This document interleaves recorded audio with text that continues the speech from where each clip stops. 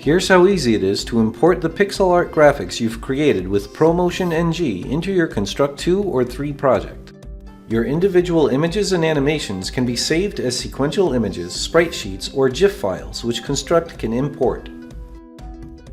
When your art or animations contain semi-transparent pixels or layers, be sure to export as sequential images or a sprite sheet in 24-bit PNG format and not as a GIF file. Also be sure that the project and the layers are set to use a transparent background as opposed to a solid color while exporting.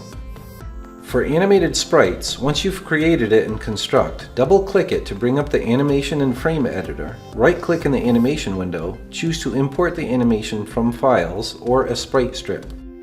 If your animation was saved as a GIF, just choose the GIF file and click Open. If your animation was saved as a sprite strip, just choose Import Frames from Sprite Strip. Then tell Construct how many horizontal and vertical cells, or columns and rows of frames, are in the sprite sheet and click OK.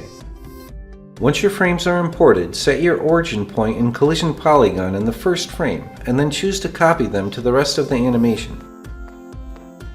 Finally, set the animation to looping or not, and set its playback speed. Playback speed is in frames per second. When you click on any particular frame, you can also set a playback speed ratio for that specific frame. A value of 1 will have the frame display for the same duration as all other frames in the animation. 2 will make the frame display for twice as long, and 0.5 would make the frame display for half the time as normal.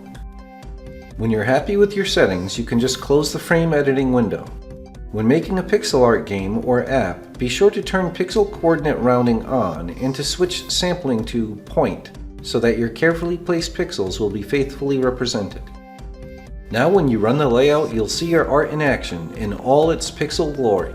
Be sure to check out the other video showing how to import tile sets and tile maps from ProMotion NG into Construct as well.